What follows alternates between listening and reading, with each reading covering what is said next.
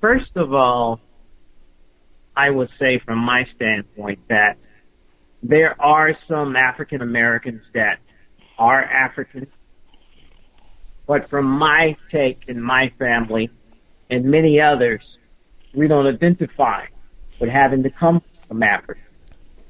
I have no ties to Africa, none whatsoever, with the past 13 generations that I can name on my mother and father's side, my ancestors. I can't find any African in that link back to that time. So having said that, no. But what most people don't understand is Native American slavery. And Native American slavery was 200 to 300 years ahead before the first African hit these shores. Most folks don't understand that because they're given the perception that Indian owned slaves, and they show you the Cherokees owning slaves. But what they don't say, one of the major Cherokee slave owners, John Ross, they said was 1/8 or 1/64 Cherokee. So if you ask me, if I calculate that up, that is a Caucasian. According to his history, he could not even speak Cherokee. So folks must understand the dynamics of Caucasians being assembled among tribes and leading these tribes, and they understand that from that standpoint. Now, let's deal with 1682, and I'm going to start in Virginia. I spent the past 10 years studying colonial law as it deals with Native Americans and as it deals with reclassifications of race. So in 1682, Virginia decided to create two acts.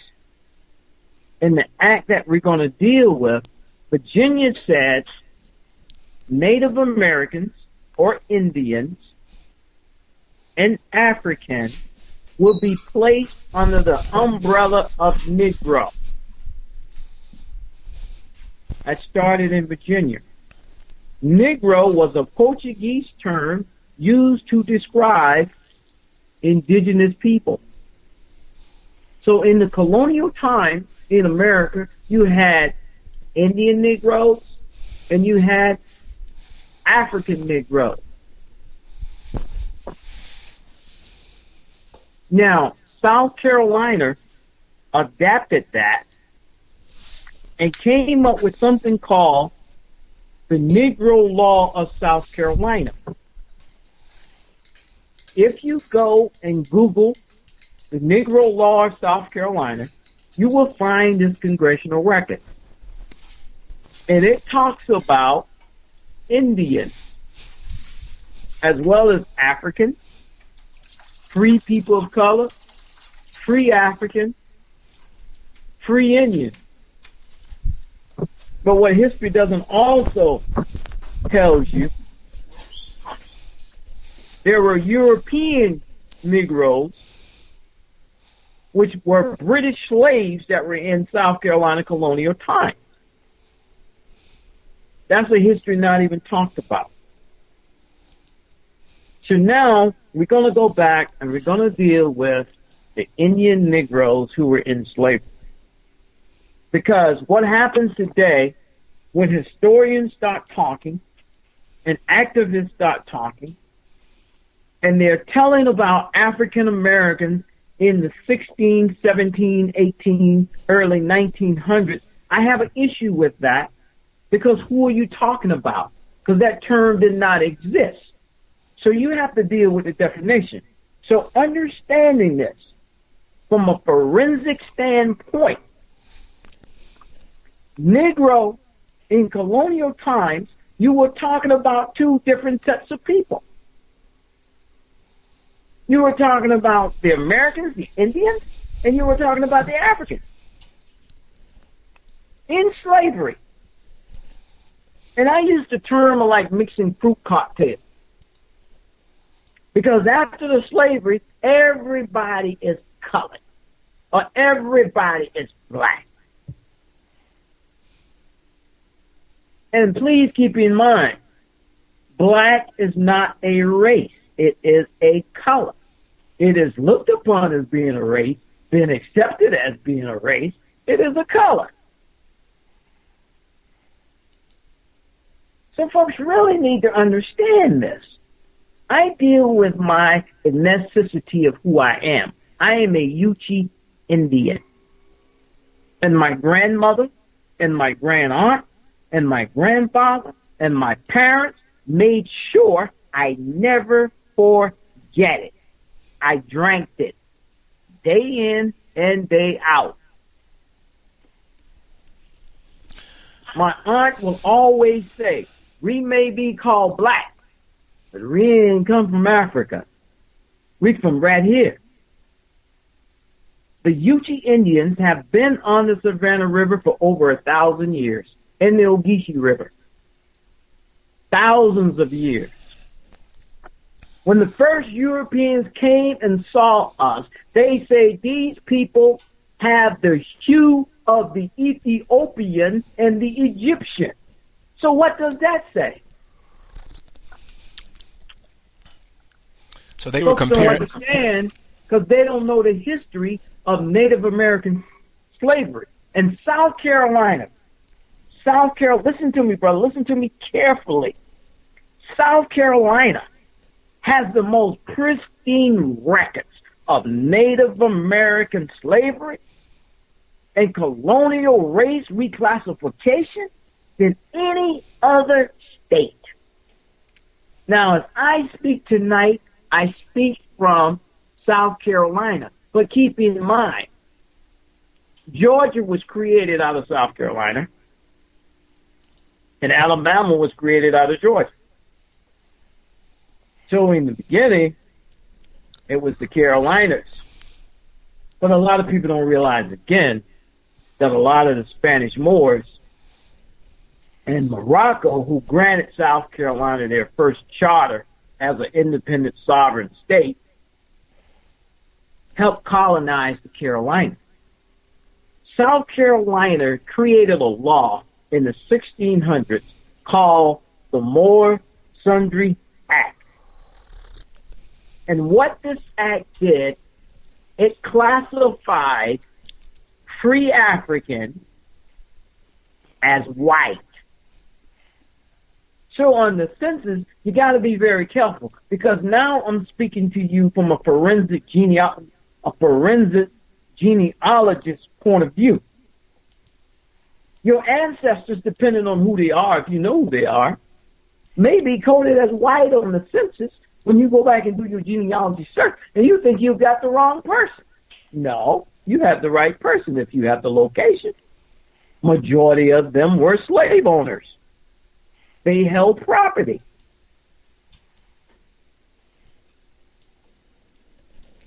What are one of the ways, Alonzo? Is that a reverb on my end? Yeah, that's an echo.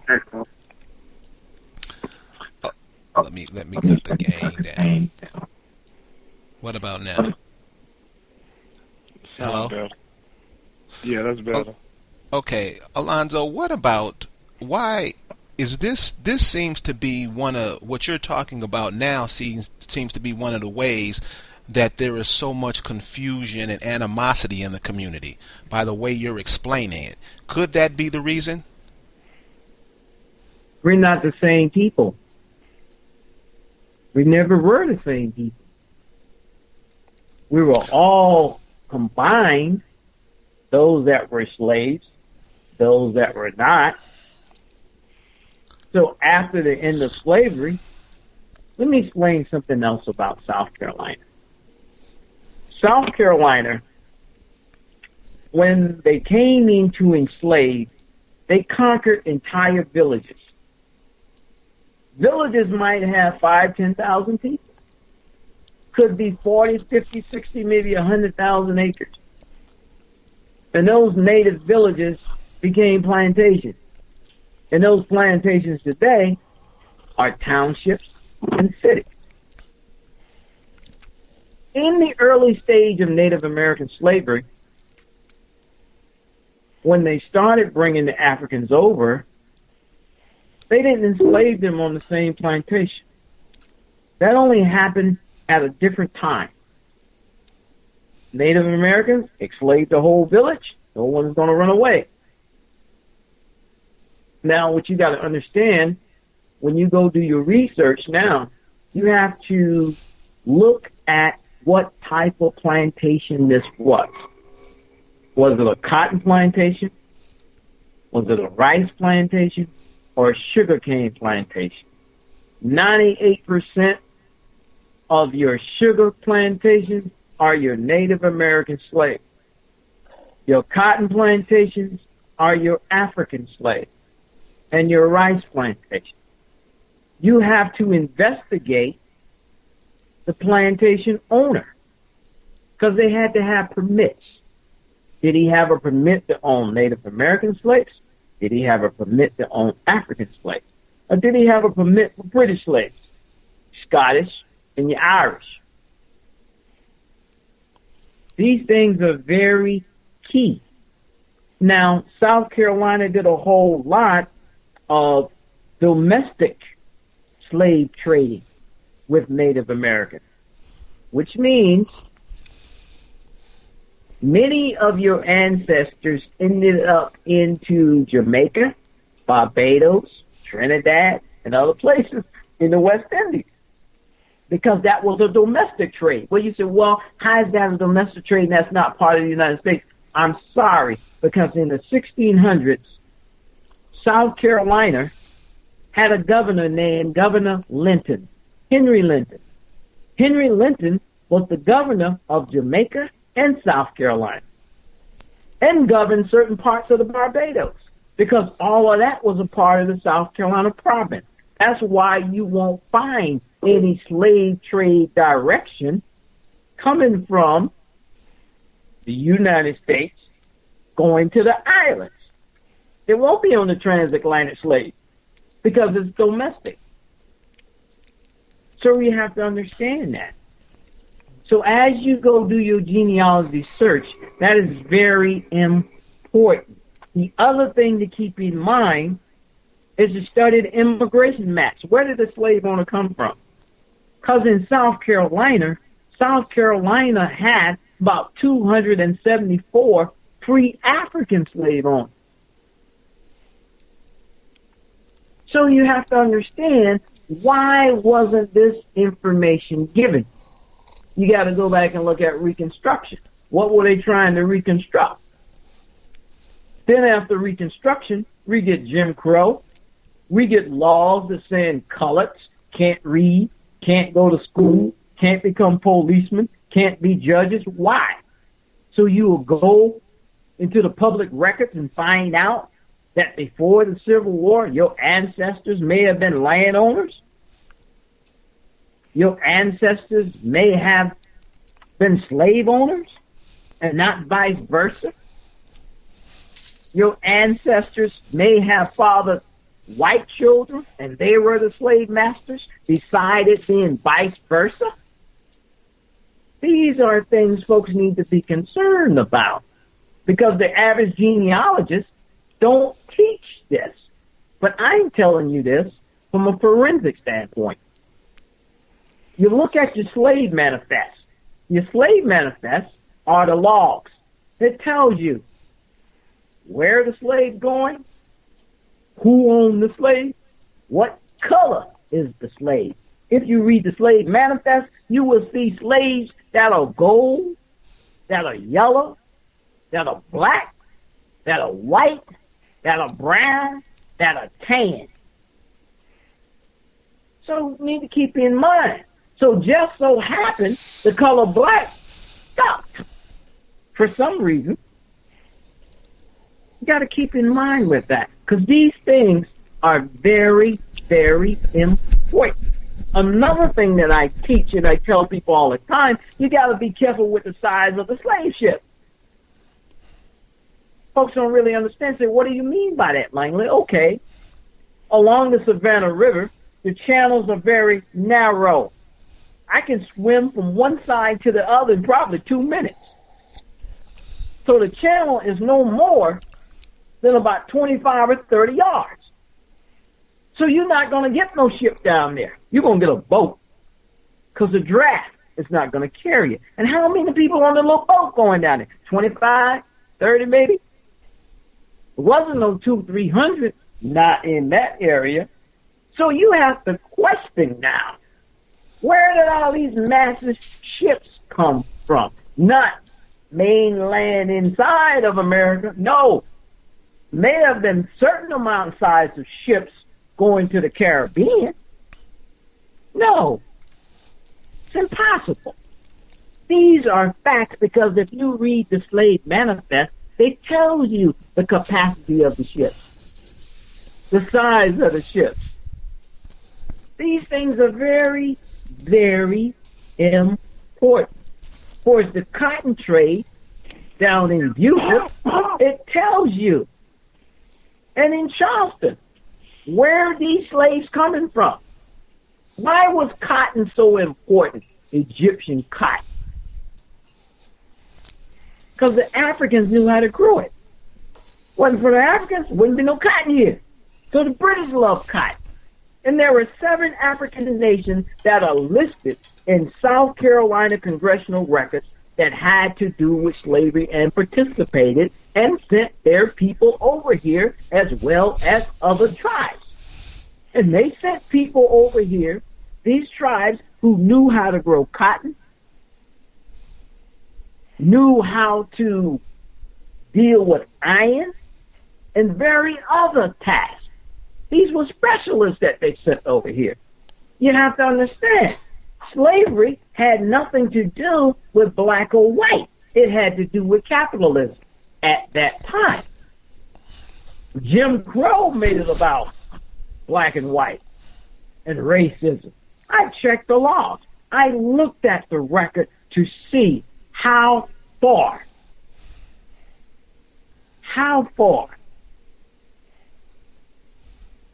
When you look to see how many people were hung. In slavery days, the numbers was very low because a slave was your property and they had to have insurance on slave and their cost. Your African slave was your Rolls Royce. But after slavery and in the years of Jim Crow, hanging and lynching, according to the records, expanded over 500 to 1,000%, depending on where you are. They wasn't trying to kill their slaves. So I have to question certain parts of roots and certain events that happened, because from a scientific perspective and what's in the colonial records, certain events didn't take place. Yes, slavery happened. It did. But the multitude of 5,000-6,000 people, 400 or 500 people on a big slave ship coming down the Savannah River, no, you can't sit in an airplane for 8 hours without having to get up and stretch. So you mean to tell me you're going to chain someone down in a boat and cross the Atlantic for 4 months and their muscles are not being utilized? And they're going to get off the ship when they arrive and start picking cotton. Any medical doctor will tell you, I don't think about that. Ladies and gentlemen, we're with Chief Lonzo Langley from the UG tribe, and he's sharing some knowledge with us that we all need. Alonzo, why are the congressional records so important? I would prefer everyone study your state colonial records, because these records deals with the statute law and the reclassification of people. The Native American slaves that have been written out of history are written out of history due to slavery. It doesn't mean that the people don't exist. It means that they reclassified these people as Negroes and wrote these tribes out of existence. So where are the descendants of these tribes today? Many of them are under the umbrella of African American and don't know it because they haven't researched or know their history because they have been moved around a lot. My family didn't get out of the South till about 1970, 1975. They didn't go anywhere. They stayed in South Carolina and Georgia along the Savannah River, in Allendale County, in Barnwell County, in Georgia, in Springman County. That's where they are today. And they have been there for over a period of 600 years. Within our graveyards and cemeteries, they call them, are mounds. Those are my ancient ancestors. But that type of history don't get exposed because the concept is there's nothing down there but some Negroes and African Americans. But if you read South Carolina colonial law, South Carolina colonial laws will tell you what tribes, where they were located, who went into slavery. Now, there's one side of my family that was enslaved. There's another side that was not. I got a will of one of my grandfathers. He held several of his cousins in slavery to keep them from being sold to another plantation, whether in the Bahamas or Jamaica or outside of South Carolina or another plantation. They coded him as white because he converted to Christianity.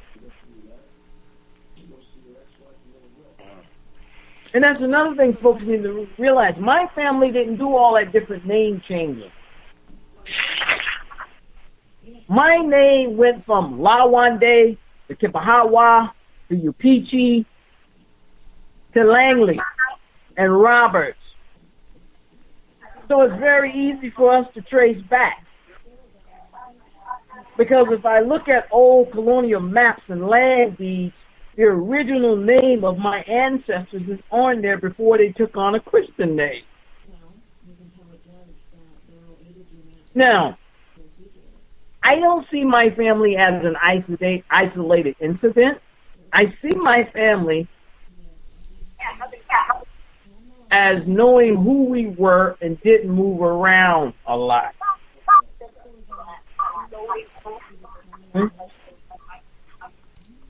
So when folks look at us, what do you mix with? What do you mean? Your hair is straight? Y'all mix with half white? No. Why I gotta be that? We're Yuchi Indians. This is who we are. No Native American tribe looks the same. Don't get shattered by that. What you see today and what you see on TV, Hollywood, ain't reality always. Don't buy into it. I call it the Barbie doll syndrome. Which doll is prettier? This is the one that we would show. Because there were Native Americans dark as Sambo, with straight hair, with big nose.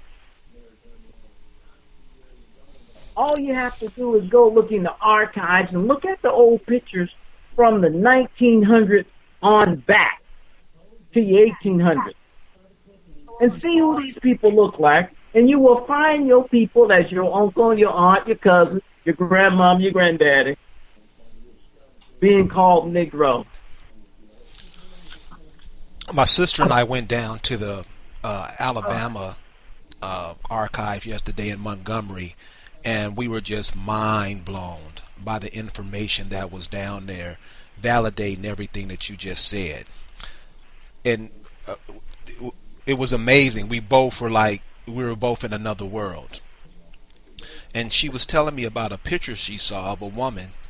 The woman was 6 feet tall, and her husband was about 5'6", 5'7", and the look in their eyes, it's like you were saying earlier that we are different people.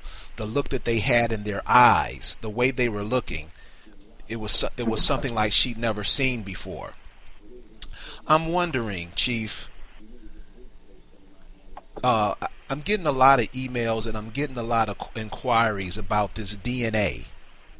You know, everybody's paying for these DNA tests.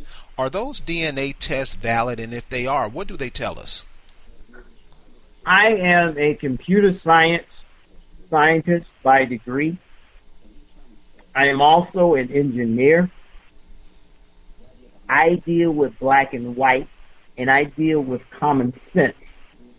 They have never really been scientific proven unless you've taken a DNA test for paternity.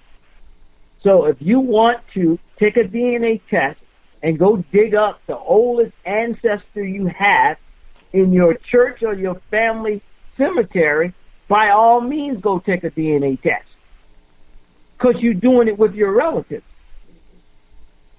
How is it possible for native people who converted to Christianity or took European names, where are these surnames based upon? Because it's European. I have a serious problem with it. Oh, sure, you'll be genetic cousins, but you're not blood cousins. Yes, they improvement. How is DNA going to tell me who my relative was 10,000 years ago? It's not a scientific fact. It's a guess, like Einstein's theory of relativity. It's never been proven. They take it to be fact. But you have people out there that live and die by DNA. I don't believe in it. I don't need it. I will never take one. Why should I take one if I can go back to 1725? Documentation on my family. I can go back another 60 years with oral stories. I'm not going to take one. I think it's laziness when people get into it. And what people really need to do, your ancestors, your great-grandma or your great-aunt or great-grandpa left you something. And when he said, my mother was an Indian, my daddy was an Indian, so what does make you think that you're not an Indian? The blood just died out and disappeared with you? This is how colonial law has come into play. Everyone needs to go research the census of 1930. Take my word for it. Go read it. Well, what will we find in the census of 1930? Race classification that is biased. And what I mean by that, if your mother was an Indian and your father was black, you were black. But if your mother was white and your father was an Indian, or vice versa, you were Indian or you were white.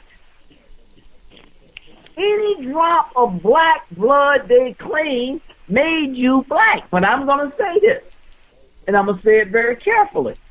Black is a color, not a necessity. So what most people don't understand, by not studying the racial laws, when those folks came out slavery to everybody under the umbrella of Negro, you don't know what your ancestors are, so you have to go by your oral stories or do some detective work by becoming a forensic genealogist and dissect the situation. How do you dissect it? I said it about 20 minutes ago. Learn the plantation. Learn what type of plantation it was. As a matter of fact, check the type of pottery that your ancestors made. You ain't gonna find no African making Native American pottery, or vice versa. He made the pottery of his tribe. Look at the baskets. See what the baskets are. Was it a Native American basket? African basket. What tribe? None of it is the same. It's comparable. It will tell you. These are key things folks miss, and you shouldn't. That's why I'm pointing these details out to you to look for. Luckily, I'm speaking tonight from my own experience. This is my story. There are a lot of natives out there. Why you always talk about history? Because it applies to me. This is my story. You went to Oklahoma. We didn't. And there's another thing. If you went to Oklahoma, the same skin tone you and I are now, or you lived on a reservation, on that reservation, you are what your tribe was. Whether you was Ute, Swanee, Cherokee, Choctaw, you're on the reservation, that's who you are. You're living out in the community, you're Negro or you're colored or you're white, depending on what community you live in. If you're native and you're living in a majority white community, they classified you as white. If you lived in a majority black community, they classified you as black. These are things folks are not understanding, but when you go back and look at the census enumerators, it tells you this. The best thing everybody can do that's listening to me right now is study the history of the census. Not the census, study the history of it. And when you study the history of it, go and look at the state and local statute codes of laws that govern race. Because if you find a community with 500 muskies or 500 mulattoes, what do you mean by muskie? Muskie is what they call a Native American mixed with an African. That offspring is a muskie. If an Indian is mixed with white, they called them mulatto back then. These are different words and phrases they're playing with. Folks don't understand it. Chief, what was the purpose of marching people to Oklahoma? Land, bottom line. And let me tell you something. There are more resistance with going to Oklahoma than the books really want to tell. The Seminoles fought a 50-year war. If you read Jackson's diary, I love to read diaries of these people. And Jackson's diary was the Seminole War, his classification of that, and said, oh my Lord, this is a Negro war. That's in his diary. So we have to understand something here. Let's take the term maroon. Black and red equal maroon. This is how it's taught to me. So the natives and the Indians in South Carolina that ran away in the swamp and had offspring, they called them maroon. This is in South Carolina congressional records now. Now let's talk about the black Seminole. We're talking a totally different person now. Because the black Seminole, according to the congressional records, is a former slave who ran away and lived among the Indians. Now when we get down to Florida, we have black Seminoles, we have maroons, they done grouped everybody together. So now they say black Indians. Well, how so? When you got a mixture of a native and an African. Another word for that you will hear your grandmother say is Blackfoot, because Blackfoot is the offspring of a native and an African. That's not the Blackfoot tribe. That was the derogatory word that was used. There wasn't no Blackfoot down in the South. Not in South Carolina and Georgia. So your parents could be right, and your parents are right saying they're native, but they're wrong by saying Blackfoot and Cherokee because these tribes wasn't in the area. So you have that right. So what do you have to do now to clear the situation? What you have to do now is sit down and start studying old colonial maps. Look at tribal territory maps and follow those maps back up. Don't start now and work your way back. Go to the earliest time of invasion and follow the colonies and watch how the land division changes. Land doesn't go nowhere. The name of places change. You will identify with the area that your tribe was most dominant in or that tribal town. So now you know what tribe you descend from. It's not mathematics. It's not hard. It's taking the time out to detail and study your history. And that's why I'm here tonight to give you this information that has been in my family for years, whether they talked about it or not. You're wasting your time, some of you, to go look across the border, across the water to Africa, and your ancestors ain't never been no way but where they are. Most older generation, 3 generations back, if you were from the back boondocks, you didn't migrate out. See? My family, a lot of them might get upset for me saying this, but this is common among Native American people. This is part of my story. We all intermarried. I got cousins marrying cousins. 3 generations back, we share the same grandmother and grandfather. 2 more generations back from that, there it goes again. But when you get out of your tribalness, these type things happen. You're no longer communicating. You don't know who's who. Somebody says, well, those are the Williams over there. That's a different set. I tell you what, you better go back 2 or 3 generations and look and see if it's a separate set. Same people. Because you've been cut off. Chief, it's very important to understand this. Go ahead, man. What would you say to the people who are adamant that they are from Africa? But when they are asked when they're from Africa, where they're from, they don't know. I would say, if that's what they want to embrace, and as the old Christian song says, you die and your soul be lost, ain't nobody fault but you.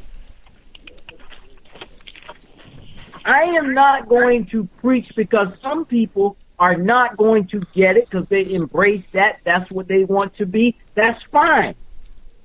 That's your perspective. That's what you should do. But don't hinder me. I'll take the concept. Yes, everybody descends from Africa. How many thousands of years you talking about? 50? 100? 200,000 years? The word Africa is no more than about 600 years old that came into play around the same time. America Vespucius decided to call America America. And on the old maps, it was called Byland.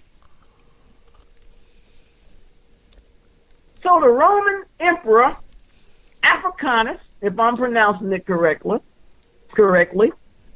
named Africa. But there's so much discussion now, that may not be the location.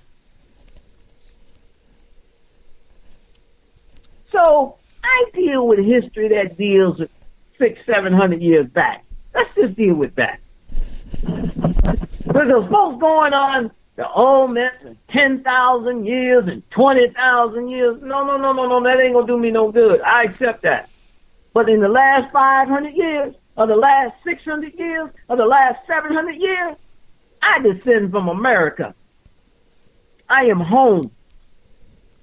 I went to Africa one time on a mission with the Army Corps of Engineers. I was working on a telehealth project.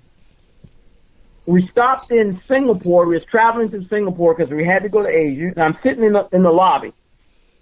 And I walked up, and this African said to me, "Cotton picker maybe, African absolutely not."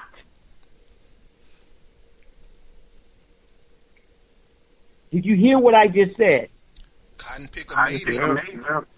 African Cotton picker maybe, African absolutely not. They know their people like I know my people. Today is Thursday, January 23rd, 2014. African American Ain't African Radio. We're joined by Chief Langley from the Yuchi tribe. Chief, earlier we talked about the Racial Integrity Act. Could you talk to the audience about what the Racial Integrity Act is and how it applies to us? The Racial Integrity Act of 1924, I have some friends that are from Virginia. Oh, they can explain that more beautifully than I can because they lived it. But this is what I'm going to tell you is according to what I've read, I've discussed with my colleagues. Dr. Plecker decided to reclassify people in Virginia who was native to say that there are no more Indians in the state of Virginia. So he classified them as colored or Negro and wrote them out of existence. Now, the Racial Integrity Act of 1924 brings about and expresses the one-drop blood rule. You got to understand this. That's why your mother could be native or your father could be native and one parent's black, you're black. You can have your great-great-great-great-grandfather an African and everybody else was 6th generation up as native, which you done married a complete African out. In that many generations, you are still considered black. But remember, black is a color, not a race. White, on the other hand, native and white will equal native or white. Oklahoma passed a law, Supreme Court law, many, many years ago, only about 100 years ago, that all Indians are white.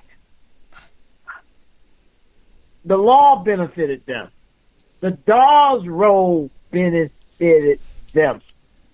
And you have to be very careful with the Dawes Roll, because those names on the Dawes Roll are common and may not apply to you. There are too many groups going around pushing this, and people are getting played. And I'm telling you from my own experience, the Dawes does not apply to you unless you know your family was in Oklahoma and they came back. You really don't need it. You really don't. What you need to do is understand your history. There are tribes out there that are in existence that don't even use the Dawes Roll because it don't apply to them. What you need to understand is the racial reclassification codes in your colonial state that has reclassified you. Get yourself in the mood of start studying Native American law within that state and say, hey, no, my people were reclassified. This is who I am, and I can prove it. And when you go back and look at the congressional law and look at the census, you'll understand it. Most folks go online and deal with ancestry.com because the federal census every 10 years. I like to use something when I assist people called Family Search, because Family Search deals with a 5-year census and a 2-year census. And those 5-year census is state. 2-year census is your counties. People moving in and out. You will find your people a lot better from what I have seen with Family Search. Because it's going to deal with short timelines. and going to deal with the little local code houses, not the federal. A lot can happen in 10 years. People move around a lot. People may have changed their names. And be careful with that on the census, too. Because your ancestor's name might be spelled one way, and you're looking at it a different way, or the last name might be first, and the first name is last. They're the same people. I have seen this hundreds of times. Hundreds of times. So you can't overlook that. Your grandparents, your ancestors have given you a roadmap. When they say Indian, then folks say, I don't want to use the word Indian, that is indigenous. I'm going to take it with me all the way to the bank. Because that's how I identify my people. My people had to convert back from colored to Negro to back to Yuchi. In today's time, those that are not tribal, they have to convert back from African American to colored to Negro to Yuchi. Because that's who we are. 910 area code calling. Caller, did you have a question? No, I didn't. I was just calling. I thought it was just a listen-in. Okay. Chief, you sent me a email last week about in North Carolina, where this county, Franklin County, North Carolina, burned some records, some 160-year-old documents. Intentionally, they destroyed these records. Why would a county do that? Opening up Pandora box, if I can use that phrase, because those documents will show who these major landowners are and who are the heirs. And it would have brought about a serious rut for the state in regards to heirs reclaiming their property. They didn't want to deal with that. It may have bankrupt North Carolina. So why would they bury it? You got 160-year-old documentation. You know how many genealogy brick walls that would have prevented, brought about solutions, but they choose to burn them. Well, Chief, the question I have is, with us claiming that we're Africans, with us claiming that we're Moors, with us claiming that we're Hebrew Israelite, with us claiming that we're Muslim, doesn't those claims that we make on all these other nations around the world, doesn't that make what is ours here, doesn't that nullify that? I'm going to take one of those that you used, and I'm going to deal with it, and that is the Moor. And the reason I'm going to address the Moors is from a South Carolina congressional perspective and relationships that South Carolina had with Morocco. Now, I'm not going to bash these guys, but I'm going to give you South Carolina perspective. If they're claiming sovereignty in the United States, they don't have it because they're not indigenous to this area. You are indigenous to Africa and Morocco, for one. Because every year, the Sultan of Morocco, either the Prince of Morocco, either he comes or an agent of his come to South Carolina in a ceremonial and inspect the South Carolina National Guard. In the 1700s, the Negroes who were free, South Carolina passed the Sundry Act to label those Moors as white. So they're white on the census.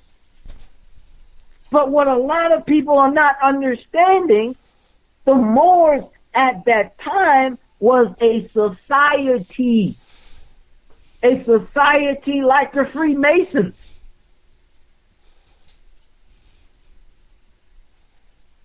To be honest with you, a lot of Masonic stuff come from the Moors, but that's another conversation to have. They're not sovereign. Not here.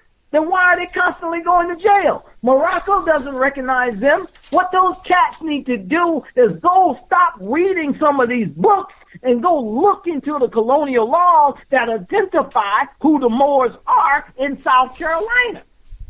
Now, why is South Carolina...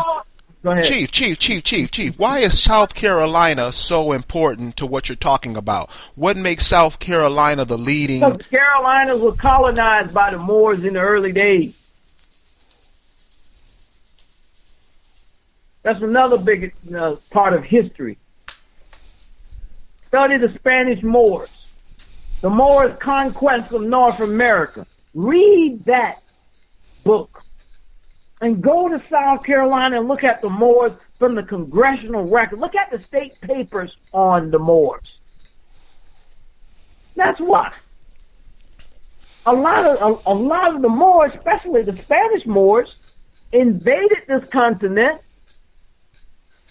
with Columbus and also De Soto. De Soto had Spanish Africans with him on his Native American raids.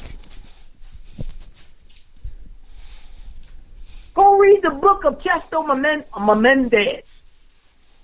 You think it's Spanish, but if you go and read it, you will find out he was a Spanish African. He was a Moor. I'm not friends with the Moors from that perspective. I know their history. You came in raping and enslaving Native American people in South Carolina. It's in the congressional records. They need to check their history on that. Well, I ain't never read it. Well, go read South Carolina congressional record. There's a reason why, a very good reason why, South Carolina decided to classify Negroes who were slave owners as Moors and give them the status of being white. It is public information. You have a lot of these cats take information and then put their own spin on it. That's very dangerous. That's why I don't like reading a lot of books from a lot of authors, because you got to understand, is he pro this or is he pro that? Because he's going to write it in a biased perspective. Do you understand what I'm saying? I understand exactly what you're saying. Those cats have no sovereignty here in America. Not in South Carolina, unless they come from Morocco. Because that's who granted South Carolina their first charter. Morocco. Wow. It's public information. Chief, You will do your... Go ahead. Chief, could you talk to us about the treaties?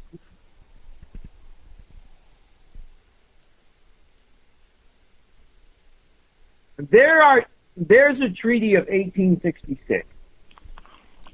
Now, the Treaty of 1866 talk about Negroes. Now, what I want everyone to understand, in 1866, that was after the Indian removal, and the removal was between 1832 and 1836. So the 1866 treaty, which deals with the 5 civilized tribes and the freemen. But check this out. It was an African Creek chief, Kowtow, that initiated this treaty for the Creeks.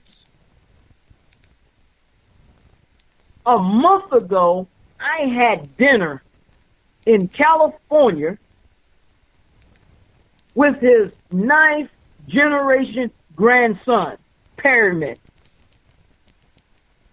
Like Perryman kept his history, I have my history.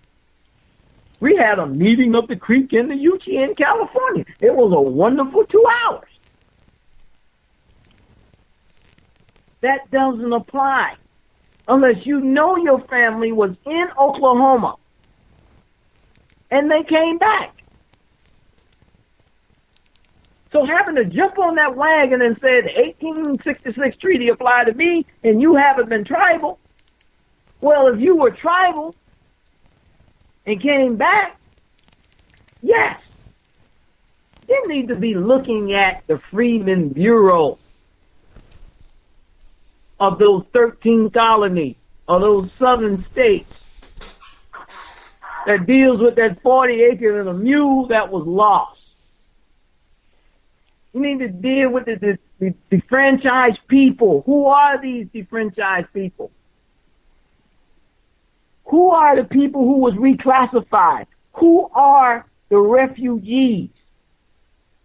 Because if you read the Freeman Rule, it talks about the refugees, the free men, and abandoned land.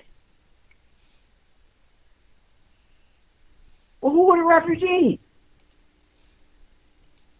The Native Americans?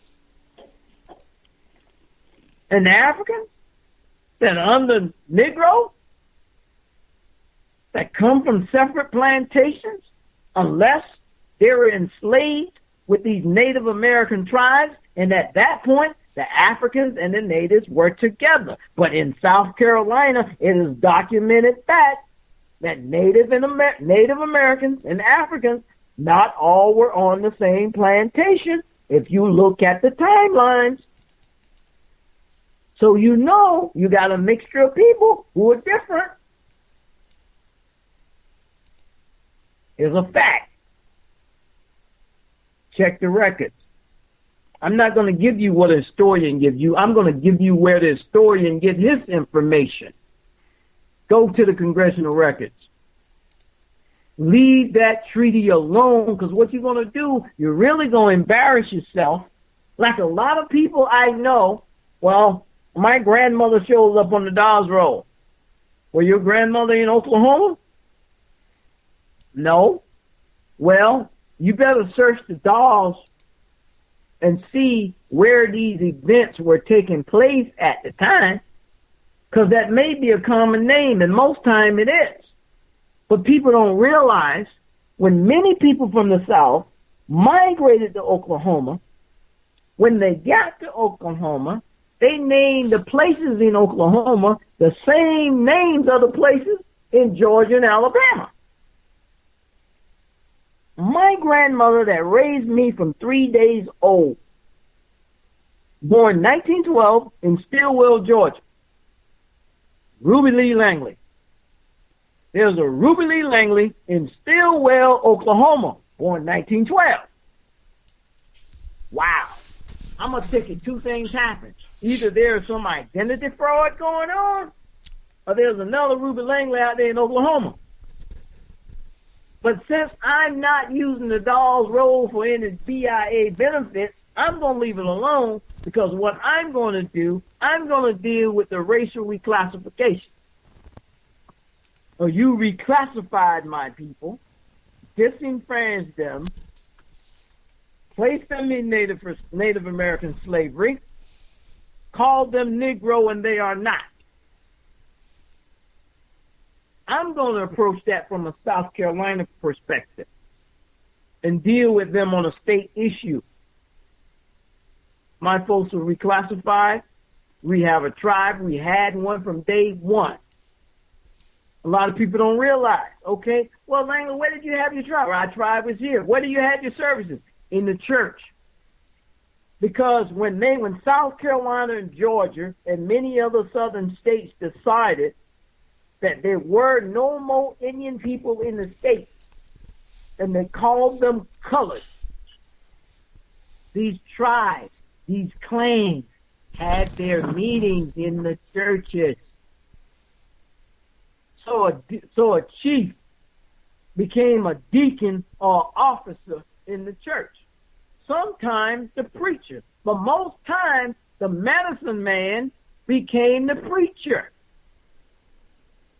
See, something a lot of people miss, and that is when you used to see your granduncle or your grandfather or great put on that little church hat and stick that little feather in the side, that was a sign.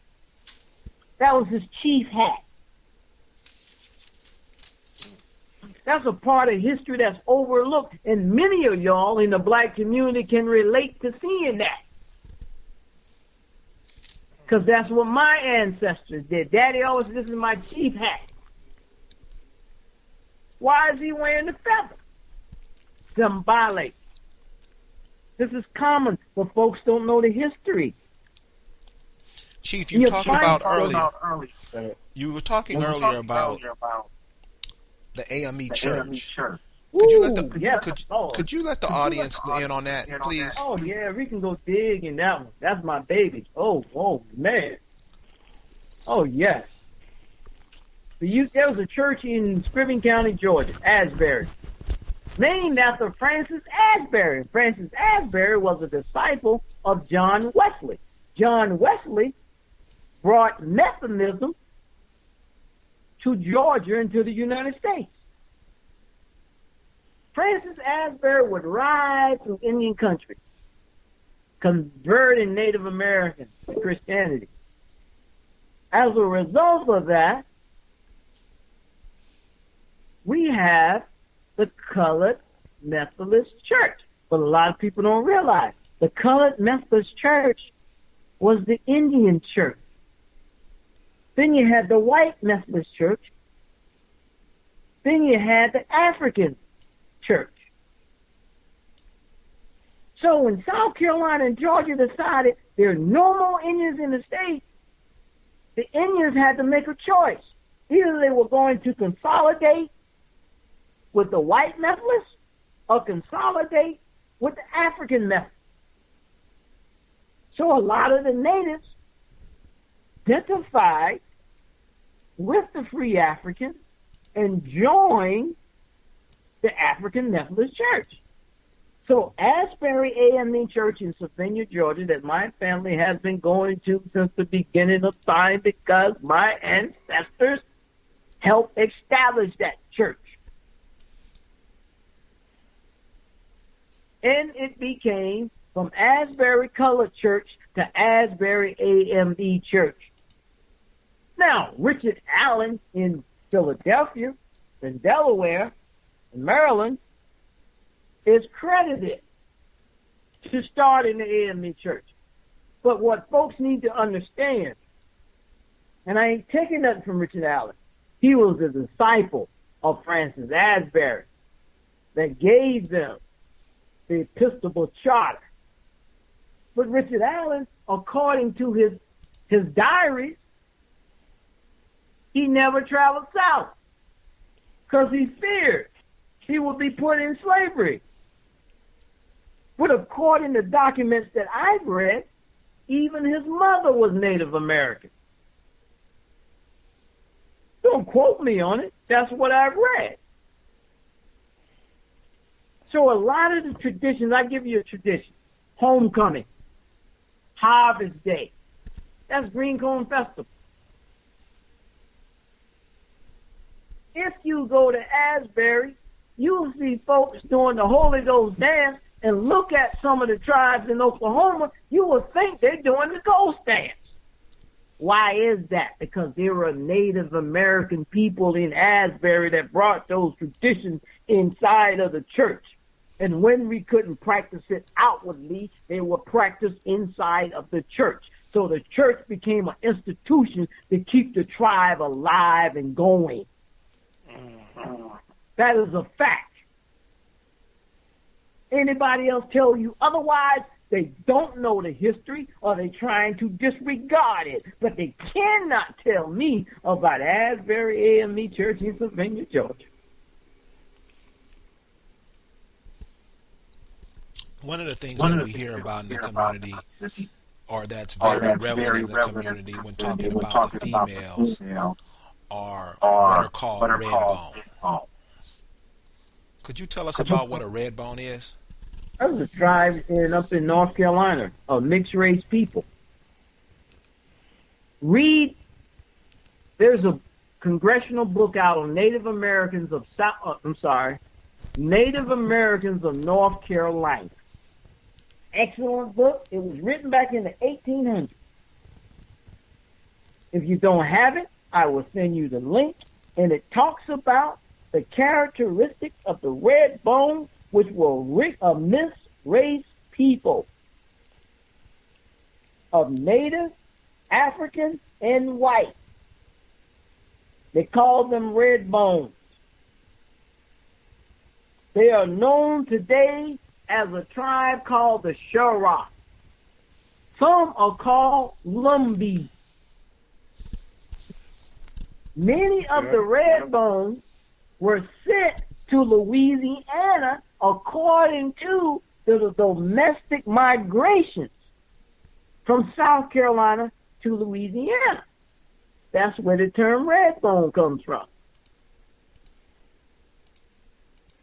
They didn't just pick that out. That was a tribe. Well, enough of them, they decided to start calling folks red bone. You see them all the time. Me and you grew up with that. That's a red bone. Tribes that are written out of history are people who descend from slavery. Their descendants are still here. They may not assemble as a tribe anymore, but those descendants are here because they wrote them out of history. But as soon as people identify who they are, they need to go back into their tribes. Area code 225. Did you have a question for the chief? Actually, I'm just calling in, just listening in and trying to, I guess, just get more education or just learn and see what you guys are talking about. I was referred by Dr. Leonora Netley in Baton Rouge, Louisiana. Okay, so what are you thinking about what you're hearing so far? I actually just called in and I haven't heard anything. So I've only been on for not even a minute, just 40-something seconds. Any other callers waiting on hold? Did anybody have any questions of what you heard about so far? So I'm on the line, Carrie. Tennille. Tennille, did you have any questions? Not at this time.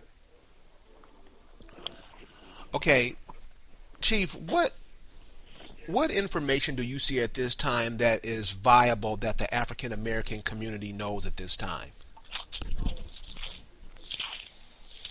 Can you repeat that question or rephrase it? Because I'm not understanding what exactly.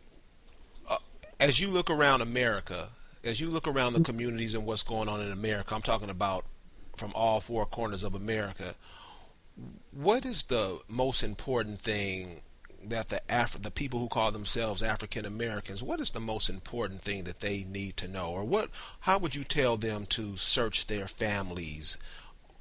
How would they go about that? First of all, I would say go to your state archives and start studying the congressional laws which govern race of that state in colonial times. South Carolina has the Negro Law. Virginia has the Racial Integrity Law, Racial Integrity Act. I am quite sure other states did exactly the same thing and may have patterned their laws and their statute laws after Virginia or South Carolina.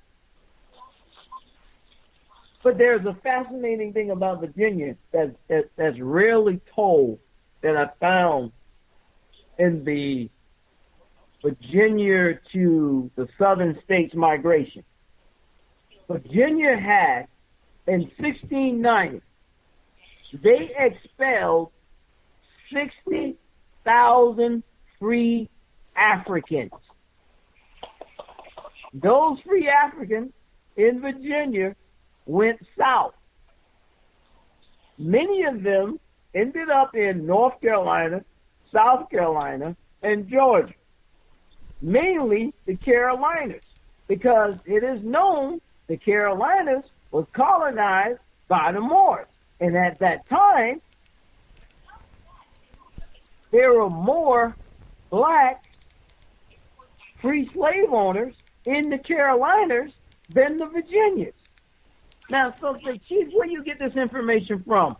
Go search the timeline. The timelines of colonial migrations. If you don't have it, get with the caller. I will give it to him, and he will email it to you. We're here with Chief Langley from the Yuchi tribe on the Savannah River. Chief, talk to us about the male warrior. What is the purpose of the male warrior, and how could he be utilized, and how could he be a force to reckon with in America today? Learn his history. Learn the knowledge of self. Whether he be African or whether he be Indian. Learn who you are. And respect your ancestors by knowing who they were, because the name that you carry them. They're in your DNA. They're in your blood. This is a spiritual journey. They're ancestors of mine. I never met one day in my life, but I saw them transform themselves in the form of a ghostly image, in the spirit to me. This is a spiritual walk. Hello? Yes, caller, you had a question? Yeah, I do. Go ahead. Okay, my question is, I actually have two questions. The first question is that, is the chief aware of the particular tribes that were in Robeson County during the 1750 census? Which particular tribes, if he's aware, in North Carolina during the 1750 census there? People who are listening online, people who are calling in to Skype listening online, could you cut down your noise in the background, please? Okay. Thank you. Hold on.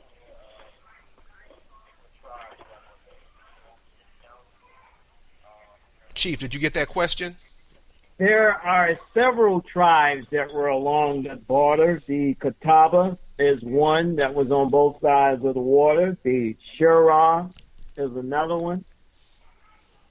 The Wakamas, the Shakoras. There are many different tribes. I can send you the book that was written in the early, after the Yamasee War. I give you an example.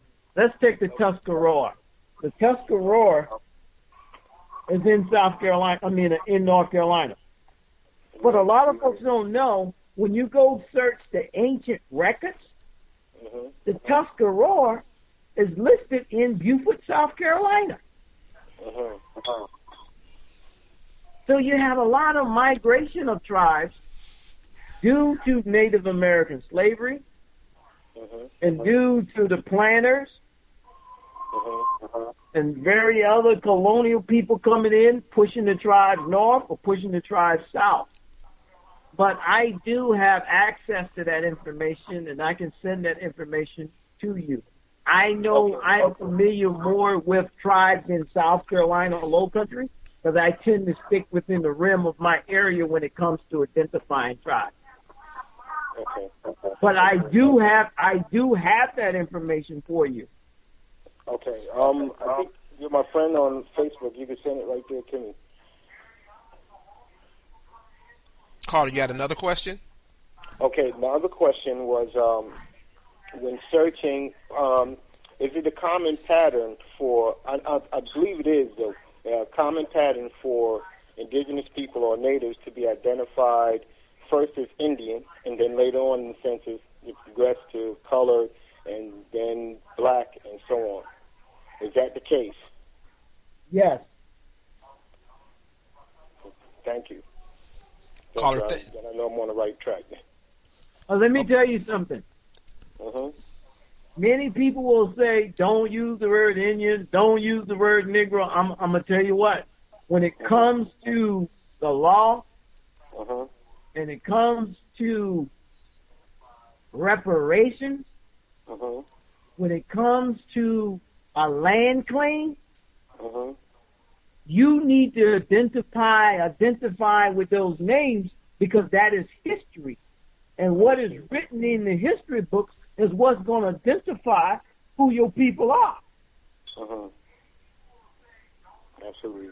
I understood. What you don't want to do, you do not want to lose your chain connection to the identity of what your ancestors were reclassified as, because you are an extension of them today. You understand what I'm saying? Absolutely. Absolutely. I'm speaking from a legal perspective. Do you understand me? Yes, sir. Okay. Thank you.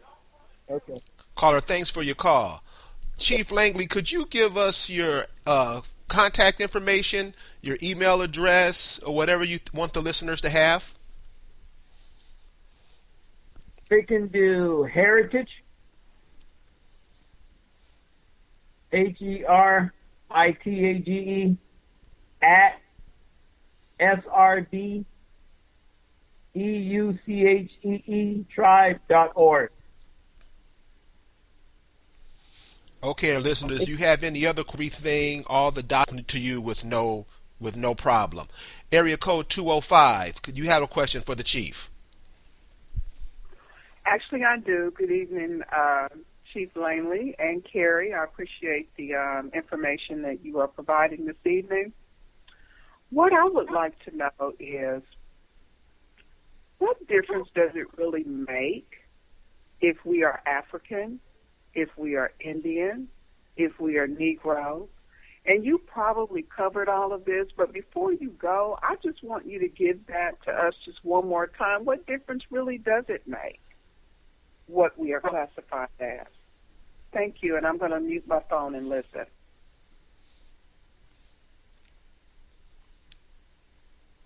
I'm going to answer that question.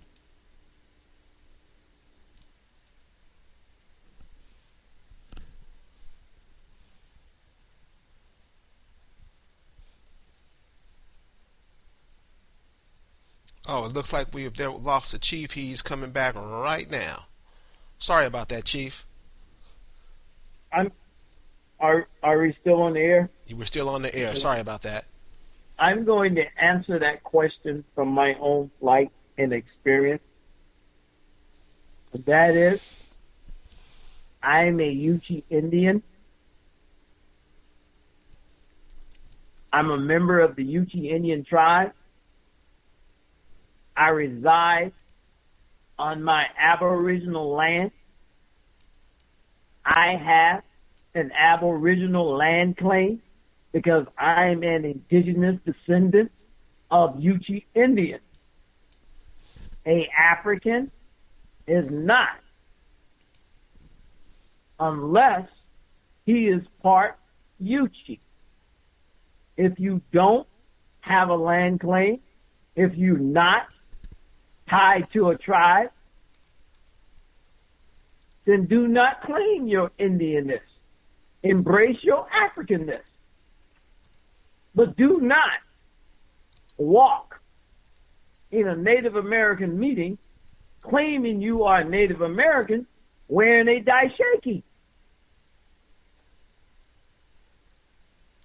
So it's a choice. Totally up to you. I am a Yuchi American Indian. That is who I am. That's what I live. That's what I breathe. That's what my ancestors are. And my family has taken it to the point of taking it legally that we have had our ancestors that are past legally changed back to who they are. So their deaths and their birth certificates have been amended. Some of them have been amended without having an amended code on it. That Chief, is what in is the a honor Chief? What of is my a Chief? ancestors. Go ahead. Chief, what is an amended code? When you modify a death certificate or birth certificate, and they put amended on it. They said it was changed and it was authorized to be changed, or Okay. it could be changed without having any amendment on it.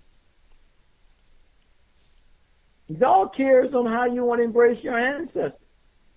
I paid tribute to mine. That's who they are. That's who they were. And that's who I legally had it changed to. We were able to do that by knowing who we are. That's who we always have been. When my mother died in my house, the first thing the coroner asked me, what tribe is she from?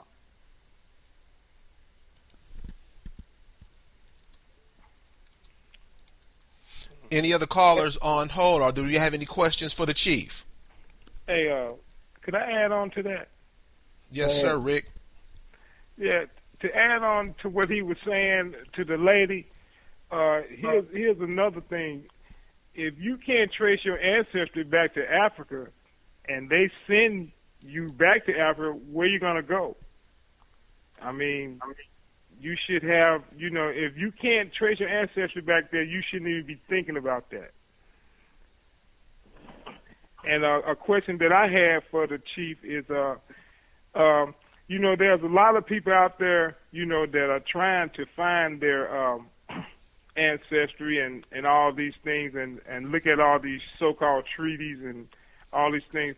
Are there any, code words in these treaties that would, let us know, or in these documents that let us know that they're exactly talking about us?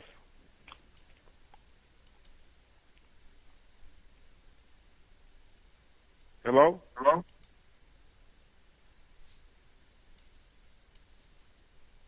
Chief, Hello? did you get that? Chief, did you get that question? What was the question? Rick, can you ask it again?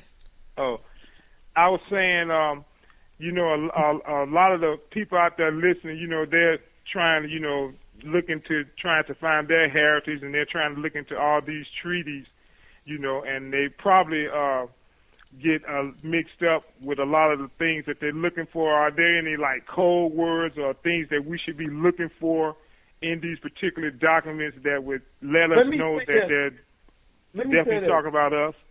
Let me say this. Those of us that didn't migrate to Oklahoma or any other place out west, there were treaties that were signed prior. And according to your state, those treaties may still be in effect. According to your state's constitution. Some states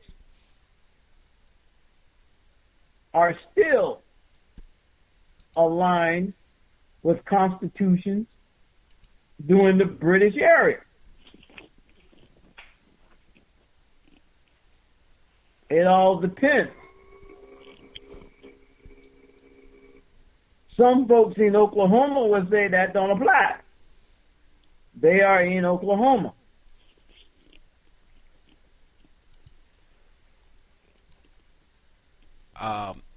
The information you give is so simple, so direct, so to the point.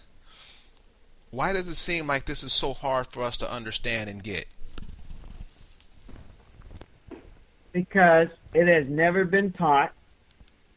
And when you go on a genealogy search, no one thinks to look at colonial law and look at racial classification because they never knew it existed.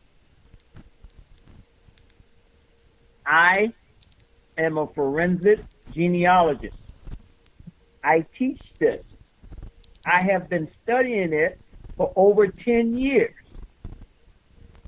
It is very effective, very easy, along with navigation of maps. Here's an example.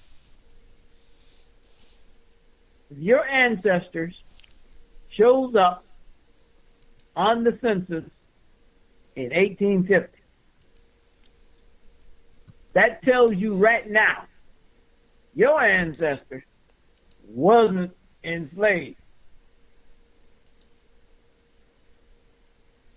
Secondly, if they show up on 1850 in the census as a farmer, go look at the congressional records and to see what did they allow the Indians to do. What trade were the Indians involved with at that time? They were farmers. If you find any documentation with your family name on it, past 1850, they were not a slave. Don't let nobody fool you for that one. They are indigent servants. That means there were Africans that came over. But the majority of the Africans that came to South Carolina were free. Remember, Virginia expelled 60,000 free Africans around 1690. 60,000 people. What does that tell you? So, Chief, go ahead. People need to study the congressional records. Get out of these history books. Chief, why do you say get out of the history books? Because that's where a lot of us, that's where we like to claim that we brag on what we read out of these books. Why are the books so unimportant, and why haven't they really helped us? Because they're biasly written and they omit history. Omitting history is worse than telling a lie. You left it out, so it didn't exist. So I can't find it. I'm sorry. I've had so many white people get upset with me. We were never slaves. The hell you wasn't. You better check South Carolina colonial records. The British sent 75,000 of y'all over here who were Scottish and Irish. It's in the congressional records. Oh, they were indentured service and not slaves. You're right. What's the difference? How come when you go back, everybody that's on this call right now, go to the census site and look up the census of 1790, and the 1790 census will tell you they did not take names in the 1790 census. It tells you the first question it asks, how many free white men in the household? Why are you going to say free if nobody wasn't enslaved? How many free white women in the household? Why are you going to say free if somebody wasn't enslaved? How many free persons? Now you're talking about the natives. So basically, what you're saying is not what is written, but it's like you said, what's omitted. It is what's omitted. Go look at the census studies, the census history of 1790. Chief, They did not record any names. If you want to find your family, listen to me carefully. If you want to find your family beyond 1790. You have to search land deeds, land boundary grants, land warrants. You will find your people. They're there, owning land.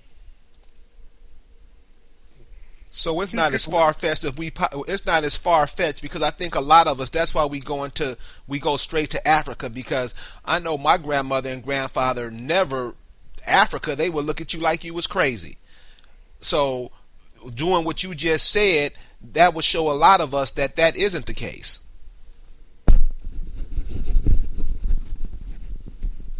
If they go to our website, www.srbuttribe.org, and if they take the time while they're on the phone listening right now and go to that website, and when you get to that website, scroll down till you get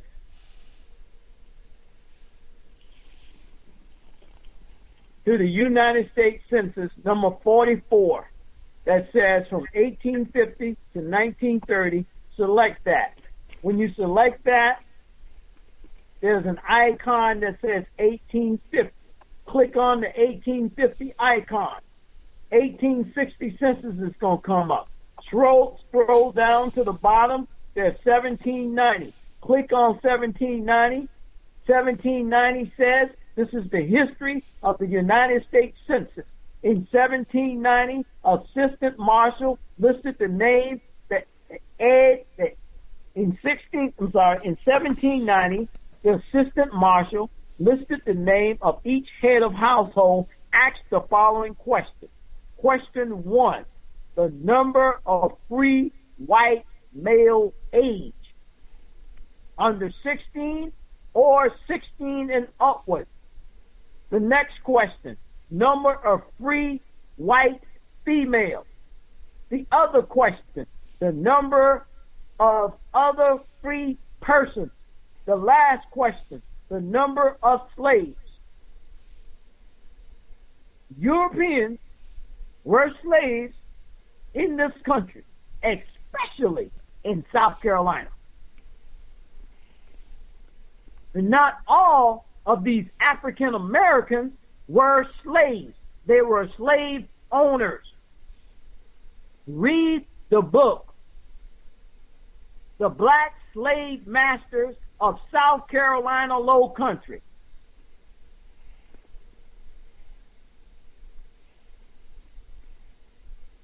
Rick, did you have a question? No, not right now. People have been confused. They have been lied to. History have been omitted. And what it does, it plays with the psychological impact, which also has an effect on your economic and social status. If you think your family has never done nothing, you ain't gonna do nothing, and you live under a cloud. There is no cloud for me. It is beyond the sky, infinite. They did not lie when some of the African and kings and queens came over here, but it was a handful of them who were slave owners. So you're saying the African queens and kings that came over here, they were owning some of the indigenous Indians over here? Exactly. It's a fact.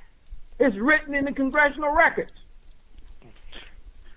So Chief, how many would the congressional records tell you how many Africans did come over here as slaves? I tell you what, if you go to the Moral Sultry Act of South Carolina, it tells you the 7 African nations that engaged in the slave trade.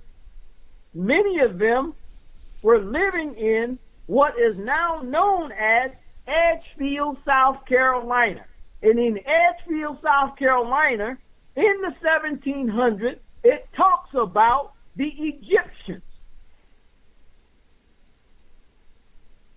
The Egyptians were coded as free Moors. Matter of fact, I'm going to send it to you right now, and you read it off to the people. Economics in our communities are in bad shape, and we produce nothing in this country. All we do is consume. And some of the information he's given, it will connect us back to the land. It'll probably connect you back to some of the industries that your people were on previously. You know, and this is definitely what needed, especially for the young people. Chief, where are you sending that email? I mean, that link. Actually, I'm giving it to you. See, can you get a couple of calls? Give me about 2 minutes to locate this one. Okay. People waiting on the line who are listening, do you have any questions for the chief? I do have a question. Please, go ahead. Where are you calling from? What's your name and where are you calling from? My name is Coco. I'm calling from Baton Rouge, Louisiana. I have a two-part question. My first question is, I heard him mention that I can go to the archives building to research my history of being in Louisiana. If you have any knowledge, where can I go to find out exactly more about my history? I do know that for a fact that I have Indian in my blood, and as well as Creole in my blood, just by seeing past family members and stuff like that.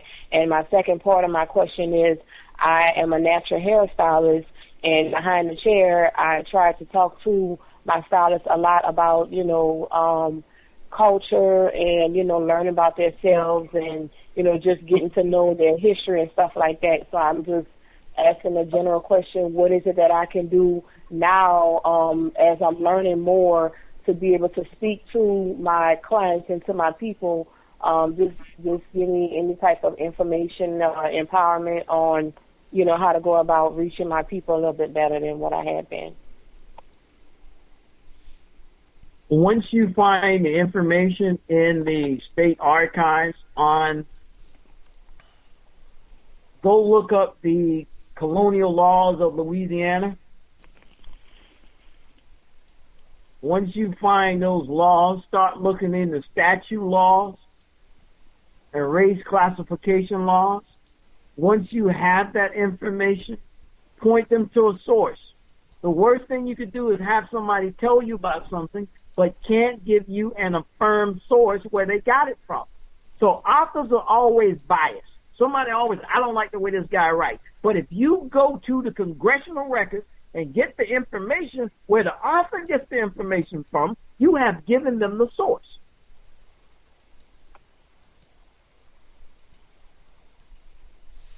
Caller, you had a two-part question, right?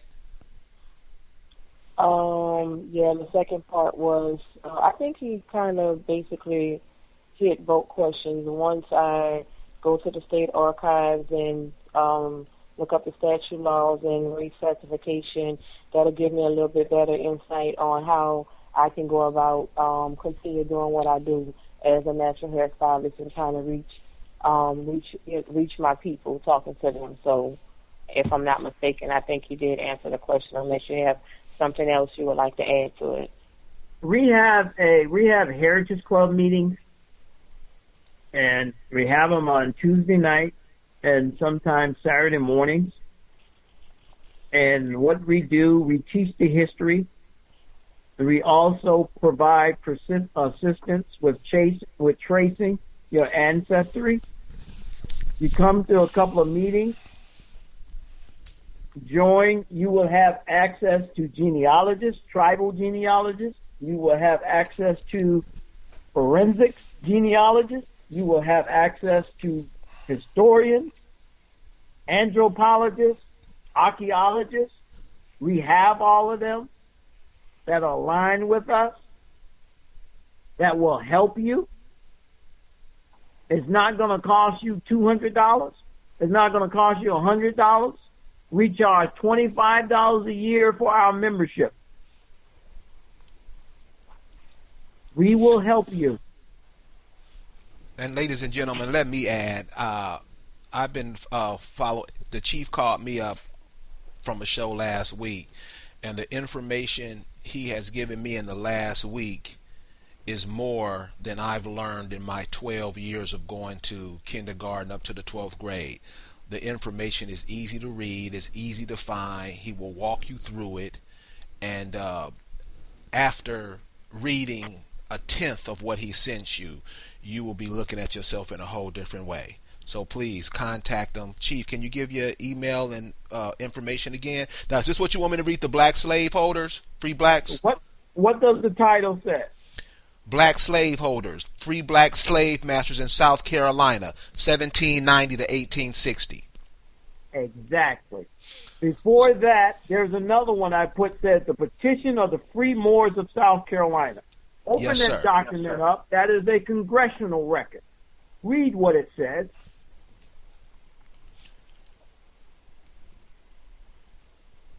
Do you want me to read the highlighted area? Once you open the document up, it says South Carolina State Records, the State Records of South Carolina, Journals of the House of Representatives. This is where they need to go in their particular state to get this information. Oh, okay. Okay. Oh, the State Records of South Carolina. So what do you want me to read? Scroll down where it says 20 January 1790, page 363. By order of the House, Jacob Reed, Speaker, ordered that the message be sent to the Senate and that Mr. Hugh Rutledge and Mr. Dees do carry the same. The House proceeded to the second reading of a bill to incorporate the Baptist Church on Horns Creek in Edgefield County, state of South Carolina, when a motion was made and seconded that the bill be changed into an ordinance, which was agreed to. The ordinance then read through and agreed to. Ordered that the ordinance be sent to the Senate and that Mr. Simpkins and Colonel Anderson do carry the same. And then the House adjourned till tomorrow morning at 10 o'clock. Scroll down. You see the blue section where it says a petition? Read that. A petition was presented to the House from sundry free Moors, subjects of the Emperor of Morocco, and residents in this state, praying that in case they should commit any fault amenable to be brought to justice, that they as subjects to a prince in alliance with the United States of America may be tried under the same laws as the citizens of the state would be liable to be tried, and not under the Negro Act, which was received and read. There you go. Now, go down a little bit further where it says Clarinda. Clarinda, humbly sheweth that your petitioners some year past had the misfortune, while fighting in the defense of their country, to be captured with their wives and made prisoners of war by one of the kings of Africa, that a certain Captain Clark had them delivered to him on a promise that they should be redeemed by the Emperor of Morocco's ambassador then residing in England, in order to have them returned to their own country. Instead of which he brought them to this state and sold them for slaves. Since that period they have by the greatest industry been enabled to purchase their freedom from their respective masters, and now prayeth your honorable House that as freeborn subjects of a prince now in alliance with these United States, that they be not considered as subjects of this state now in force, called the Negro Law. So they don't want to be subject to the Negro Law. But if they should unfortunately be guilty of any crime or misdemeanor against the laws of the land, that they may have a just trial by a lawful jury, and your petitioner as in duty bound with every prey. Ordered that they be referred to a committee. The following gentlemen were accordingly appointed: Mr. Justice Grimke, General Pinckney, and Edward Rutledge. There you go. So they okay, that just separates the two right there. They gave them a status of white. This is common not only in South Carolina, it's common throughout the South. So your relatives may be classified as white, but they're not if you descend from some of these Africans that they call free Moors. This is the only law that these Moors run around here talk about, the Sundry Act of 1790, and you see this law was implemented in South Carolina. So when they call them the Sundry Free Moors, what does that mean? They're not slaves. So the brothers that are walking around and calling themselves Moors, this is who they are then. That's what they want to claim they are, but you see those Moors descend from Morocco. Right. So they are not indigenous to here, because a lot of them, they call themselves the Washita Moors, the blah blah blee Moors. So they really not are indigenous. They're just trying to what? Well, you see what it just says, right? Right. Now I'm going to send you something else to prove blacks were slave owners. Read this document that I just put in your Facebook. Another one from the archives. Read this petition. Petition details? Yeah, read that. And people are listening, if you're on Facebook, you can documents and I'll send them right to you. This is petition details. South Carolina, Charleston. You want me to start where? At the abstract? Salutation. To the Honorable William James, Waddy Thompson, Henry William DeSar, Theodore Galliard, and Thomas Waddles, Judge of the Court of Equity in the State, James Dobin. Filing date, January 25th, 1814. Ending date, January 25th, 1814.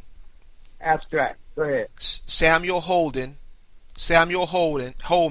a free man of color, asks that Anthony Chenette, his attorney and agent, account for the action while Holman was in Africa. Holman states that Chenette charged him $8,236 for sundry supplies of the domestic kind in 1805, having no suspicion then that the sum was incorrect and unjust. He executed the said Chenette a mortgage of 42 Negroes. In the fall of 1805, Holman entered into agreement with Frederick Tavel for a joint voyage to the coast of Africa, with Tavel advancing the necessary funds for the trip. To secure his debt to Tavel, Holman executed a simple indemnity bond for $12,000 that was secured by the same 42 Negroes already mentioned as having been mortgaged to Anthony Chenette. Prior to his voyage, Holman appointed Chenette his agent to transact his business during his absence. Charging that Chenette illegally seized and sold certain slaves, Holman avers that he has applied. Holman avers that he has applied to the said Anthony as his agent to make out a full and fair statement of all his transactions as his attorney during his absence. But the said Chenette hath hereto wholly refused and keeps your orator totally ignorant of the state of his property and funds in his hands. He therefore prays that Chenette be ordered to answer his charges and that he be decreed to deliver up to him the bond and mortgage. Holman also prays that the defendants not be allowed to molest, seize, carry away, sell, or otherwise dispose of any of the Negroes mentioned. He said bond and answer his charges that he be decreed to deliver up that was the end of it. Holman also prays that the defendants not be allowed to molest, seize, carry away, sell, or otherwise dispose of any of the Negroes mentioned in said bond and mortgage. Result, partially granted. Now, does this look like all Negroes, all Africans in South Carolina were enslaved? Sure don't. Many of these African Americans who choose to be African Americans, your African ancestors were slave owners in South Carolina. This is just one case. After the Civil War, laws were created called Jim Crow that stripped people of their property. Therefore, making the offspring think they never owned anything. That is the reason for Sherman going through the South, burning everything. Then they're going to reconstruct. Because the majority of the slave owners in the South, especially South Carolina, were not white. They were free Africans. And they wasn't the mulatto type.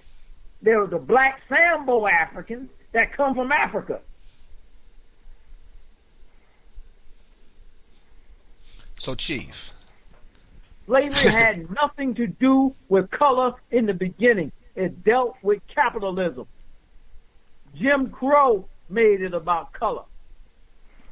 That's why it was a rush to hang Negroes after slavery. Jim Crow years, they were hanging by the payload. Because probably some of them free Africans were giving them poor Irish and Scottish hell, excuse my word, in slavery, and it was revenge time. Ooh. You know, like he's saying it, go read the history of the congressional records. And as a Native American and an American Indian, I'm going to tell it on the black Africans just like I'm going to tell it on the white Irish and the German. You came here among my people. Wow. So Chief. Yes. So basically, what you saying, the story roots, that was fabricated, more to bring more confusion into the table, right? Let me tell you what I had an ignorant brother said to me. Listen to me carefully, and audience, listen very carefully. This shows the ignorance in things. The brother said to me he was related to Jane Pittman. I said to him, Jane Pittman's story is fiction. She never existed. How are you related to Miss Jane Pittman? And that's a fictional character. How do your roots tie to her? She never existed. I thought she did.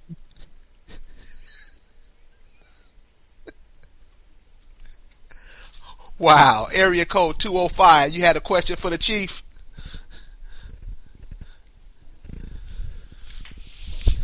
No, I didn't have a question. I got knocked offline, so I wanted to call in so that I can continue to listen. Okay. Chief, in these last few minutes, yes, tell the audience again how they can contact you and give us some closing thoughts. Ladies and gentlemen, Chief is going to be with us for the next 10 weeks on Thursdays. For any questions you may have, any questions any of your relatives may have, when you go back and study what the information that he shared, and it's right in our face. And Chief, I want to thank you for sharing this with us. Give your address, give your information once again, and please leave us with some closing thoughts that we can take through the weekend and the rest of the week until you're back with us again. On behalf of my family and my living spiritual ancestors that are still here, death is only a transition. Your ancestors, your mother, your father, your brother, your grandfather, or grandmother, uncle, or aunt, if you have consciousness to listen, their spirit lives and still here and communicate with you. That is one of the talents and ways of the indigenous people. I share this information because I know what it meant to me. And if I share with others, then they can have and know This is nothing to charge for. Information is free. I'm just passing the word. Because I don't want you to be ignorant, and I want you to know. Because there's no greater feeling of knowing where you truly come from.